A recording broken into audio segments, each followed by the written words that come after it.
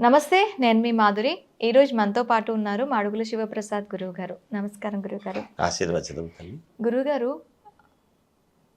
ఇంట్లో పూజా సమయంలో మనం ఇంట్లోని శివలింగాన్ని ప్రతిష్ఠించుకొని చేయటం, శాలిగ్రామాన్ని ప్రతిష్ఠించుకొని అభిషేకాలు చేయటం చాలా ఇళ్లలో జరుగుతూ ఉంటుంది. ఈ అభిషేకాలు అనేవి ఎంతవరకు కరెక్ట్, చెయ్యొచ్చంటారా ఇంట్లో? శ్రీ మహాగణాధిపతయే నమః. ఐం మహాసరస్వత్యే నమః. శ్రీ లలితాంబికాదేవియే నమః. ఇంట్లో శివలింగము పెట్టుకోవటము, సాలగ్రామాలకు అభిషేకం చేయటము చేయవచ్చా అనేటువంటిది. సాలగ్రామాలు అనేటువంటివి కానీ శివలింగము కానీ ఇవి ఉన్నప్పుడు శివుడికి రోజు అభిషేకం చేయటం అనేటువంటిది ఉంది. లింగం ఎప్పుడైతే ఉందో అది చిన్నదా పెద్దదా, ఏ సైజులో ఉంది అనేటువంటిది కాదు ప్రశ్న. శివలింగము అనేటువంటిది ఎప్పుడైతే ఇంట్లో ఉందో శివుడికి అభిషేకం అనేది అవసరము. ఎందుకంటే నిత్యాభిషేక ప్రియో శివ, అలంకార ప్రియో విష్ణు అన్నాడు. నిత్యము అభిషేకం చేస్తేనే పరమేశ్వరుడికి.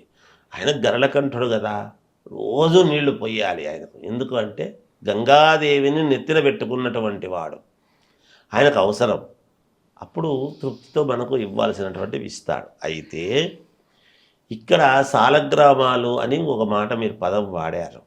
సాలగ్రామాలు శివుడికి మనం అభిషేకము ఇవి చేస్తూ ఉన్నప్పుడు ఇవి చేసేటువంటి విధానం ఏముంటుంది అంటే అమ్మ, అంగన్యాస కరన్యాసములతో చేయవలసినటువంటి విధానం ఉంటుంది. ఓకే. అంటే ముందు దిగ్బంధన, తర్వాత దిగ్విమోఖము అని ఉంటాయి. ఓకే. ఆ చేసుకొని నేను ఇది చేస్తున్నాను అని చేసేటువంటి పద్ధతి ప్రకారముగా చేయగలిగిన వాళ్ళు ఉంటే చెయ్యాలి.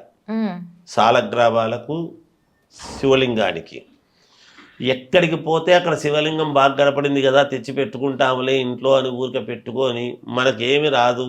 మనకేమి రానప్పుడు ఊరికే మనం ఏదో అక్కడ తీర్థం కొంచెం శివలింగం మీద నీళ్ళు వేసి ఆ నీళ్ళు తీర్థంగా తీసుకుంటున్నాను అంటే దానివల్ల లాభం లేదు. లాభము లేకపోగా ఆచరించేటువంటి విధానము పద్ధతి ప్రకారముగా ఆచరించలేదు అనేటువంటిది ఒకటి వస్తుంది. ఓకే, అంతే కదా. ఆచరించేది ఆచరించాలి కదా. ఇప్పుడు దేవాలయం కట్టించడము గొప్ప కాదు. దేవాలయం కట్టించినటువంటి పుణ్యం ఏమవుతుంది? మరి దేవాలయం కట్టిస్తే పుణ్యం రావాలి కదా. అంటే దేవాలయం కట్టించంగానే పుణ్యం రాదు. ఆ దేవాలయములో నిత్య దీపారాధన కైంకర్యాలు జరిగేటువంటి విధానముగా చూస్తునేటప్పుడు దేవాలయం కట్టించిన దానికి, ఆ కట్టించినప్పుడు లోపల ఉండేటువంటి విగ్రహానికి ప్రతిరోజు మనం కైంకర్యాలు చేస్తున్నామా లేదా అనేటువంటిది చూస్తారు. అప్పుడు పూర్ణత్వం అవుతుంది. కట్టించినా కదా మీ ఇష్టం, మిగతా అది మీరు చేసుకోండి అంటే అది లాభం లేదు. దానివల్ల లాభము లేకపోగా నువ్వు అలా కట్టించి వదిలేసినందుకు పాపం. అందుకని తెచ్చుకొని పెట్టుకోవడం గొప్ప కాదు. తెచ్చుకొని పెట్టుకునేటప్పుడు నువ్వు చేసేట్టుగా ఉండాలి. చెయ్యాలి అంటే నువ్వు పాటించేటువంటి నిష్ట ఎంతో కొంత ఉండాలి. ఓకే, అది కూడా ఉంది కదా. మరి అది చేసేట్టుగా ఉంటే మనం ఇంట్లో పెట్టుకోవాలి శివలింగం. లేదంటే పటం వరకు పెట్టుకోండి.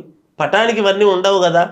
ఓ బొట్టు పెట్టి, ఒక దండేసి, ఒక పువ్వు పెట్టో, తల్లి నన్ను నమస్కారం చేసి నన్ను రక్షించు అంటే రక్షిస్తాడు కదా భగవంతుడు. పటములో ఉన్న రక్షిస్తాడు. విగ్రహములో ఉండేటప్పటికీ విగ్రహాన్ని ఆరాధించేటువంటి విధానము వేరు, పటములో ఉంటే పటాన్ని ఆరాధించేటువంటి విధానం వేరు. మీకు ఇంకొక మాట చెప్తారు, కొంతమంది క్యాలెండర్లు తగిలిస్తుంటారు. క్యాలెండర్లకు ఎవరు అగరబత్తీలు తిప్పి నమస్కారాలు చేయరు. ఇంట్లో దేవుడి క్యాలెండర్ ఎందుకంటే రాగానే ఏదంటే అది దృష్టిదోషం అనేటువంటిది పోవడానికి, ఎవరైనా ఇంటికి వస్తే వేరే దృష్టితో మన ఇంటికి వచ్చినటువంటి వాళ్ళు ఆ క్యాలెండర్లను చూసేటప్పటికి దృష్టి మరలి మనస్సు మారుతుంది. ఎంత బాగుంది క్యాలెండరు అని. వాడేదో చెడుబుద్ధితో వచ్చినా ఆ క్యాలెండర్ చూసేటప్పటికి అరే చాలా బాగుంది క్యాలెండరు, ఇట్లాంటి మన ఇంట్లో ఉంటే బాగుంటుందా, అక్కడ అయిపోయింది అది. భగవంతుడు అక్కడ ఈ వీడి బుద్ధిని మార్చేసినాడు. అందుకని ఇంట్లో పెద్దవాళ్ళు పూర్వం అంతా కూడా ఇంట్లో క్యాలెండర్లు, దేవుడి పటాలు అవి పై అక్కడ ఒకటి తగిలించేటువంటి విధానం ఉండింది. అందుకు క్యాలెండర్లు తగిలిస్తున్నారు. క్యాలెండర్లకు ఎవరు టెంకాయ కొట్టి అగరబత్తీలు తిప్పి క్యాలెండర్లకు పూలమాలేసి నమస్కారాలు ఎవరు చేయరు.